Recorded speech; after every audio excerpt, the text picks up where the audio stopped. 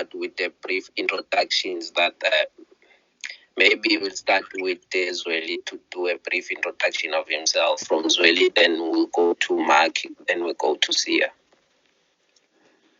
Thank you very much, Stake. My name is Zweli Martin Lamini. I am the managing editor of the Swaziland News. I've been a journalist for more than 10 years, and I've been in the print and electronic media. And I also work with other international media organizations that include the BBC. I also write for the Mail Guiding as a part-time writer. And I've also written, if I remember very well, an article for the Daily Maverick. Yeah, I think let me end there for now.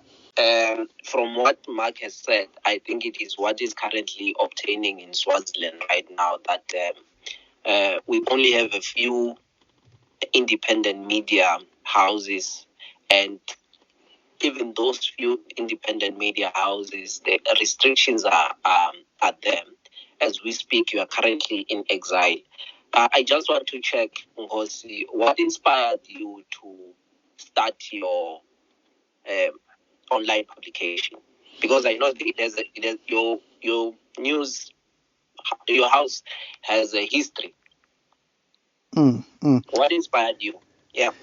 Thank you very much, Staki. I think I was inspired by the fact that in Eswatini, the media is captured. You will understand that the publications and the electronic media that we have, they are controlled by the state. So after analyzing the media landscape, I then realized that it is very hard for the people to be liberated without a voice that is independent, a voice that will tell the stories as they are, a voice that will always advocate for democracy and freedom for the people. Because as you understand, the role of the media in advocating for freedom on behalf of the people is fundamental. Without the media, the people cannot be free. So for all these years, I understood that it was difficult to fight for freedom,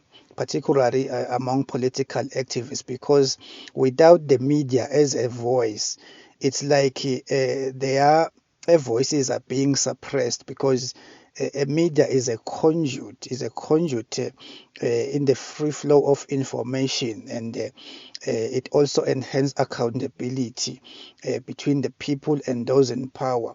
So I then decided that no, let me start this online publication. If you can check its history, at first people didn't believe that it will grow and enjoy a huge following in this manner. But because there was that vacuum, a space for an alternative media that will be the voice of the people, it was welcomed by the people. And as we speak, it is run by the people. You will know that the government doesn't want it to exist. But just because the people want it to exist, that's why it is flourishing, it is becoming more powerful. But of course, Starsky, we need to emphasize the importance of media pluralism, in the sense that when you talk about the media being the voice of the people, there shouldn't be one voice. That's why we previously, I think 2 weeks ago, we have been having discussion with the bridge, some officials from the bridge, because we want at least to have, if 3 or 4 online publication that will be vibrant, so that we will know that if Swaziland News is focusing maybe on this type of stories, there's another alternative voice, maybe an online media that will focus on analysis, politics, hardcore politics. So that's what we are working on now, and we believe if we work together collaboratively, we will achieve, because we need a strong voice for the people, and that is the media. I've been following the Swaziland News for a long time, since you started your online publication. There's always been a chance to give even the state in Swaziland a chance to respond. by sending questionnaire even though they do not answer on, I don't know on what grounds. How easy is it to remain objective and hold the ethical standards very high when when you try to write stories and whoever has to respond decides not to respond? Does it make your work easy, Nkosi? Thank you, Stask. I think fundamentally the media must act in the public interest while holding those in power accountable. So it's very easy to do your job as a journalist if you understand what to do. If you understand what to do if a public official or a public figure who has that obligation to account to the public through the media or decide not to respond to a questionnaire, you know what to do. You must get your facts. You must tell the public what you have gathered through your investigation. Make sure that even if that public official decide not to comment, but the way you present your facts in the story, the reader, in the eyes of the reader, the reader will then understand that this person is running away, is avoiding accountability as an obligation for a person who's holding public office. So I wouldn't say it's difficult because I know what to do if a public official decides not to respond to my questionnaire. Most of the time you will understand that most of my stories are investigative. So when I approach a public figure or a public officer, sometimes I approach that person because I have investigated, I have the facts, but I do have that obligation to be independent and objective by giving that person who is accused or implicated in my article a chance to respond. And if he decides or she decides not to, I will have to tell the reader that I contacted this person and he or she decided not to respond to our questionnaire. I think by so doing, you are then exercising fairness, objectivity, while making sure that you act in the public interest. Because, Tasky, we must understand that our duties as journalists is to act in the public interest. It's not like when you send a questionnaire, you are massaging that official. If he decides not to respond, then the story is dead. In a captured media, what I discovered that in Eswatini, public officers, including the police, will sabotage stories by delaying to respond so that the stories could not reach the public domain.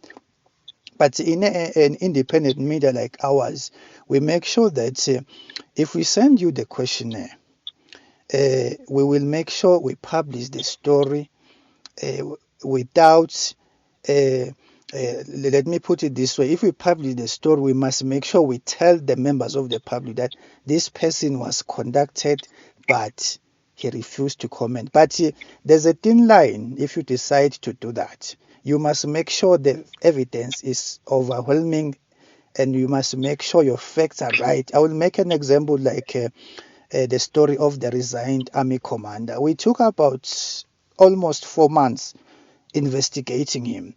And at some point, I published an article warning him that if he decides to target journalists, then he's placing state security in danger. But obviously, when we contacted him, he will say it doesn't discuss state security issues with civilians. And then when you have a person who's holding public office behaving like the army commander, you must make sure you conduct the investigation in a manner that when you publish the story, in the eyes of a reasonable reader, then you will get results. As we speak, he resigned, even though he will say he doesn't talk or he doesn't discuss state security issues with civilians. Thank you. Why was it important now to release the electronic evidence that you had on the issue of the army commander? Thank you very much, Sister SK. There are some certain things that you have to consider before you release evidence, before you publish a story. You must make sure you protect your sources. while telling the story. In fact, journalism, there are other things that you must make sure you don't breach while you go about doing your duties as a journalist. In this regard, we decided to release the evidence implicating the army commander because we were sure that our source is safe.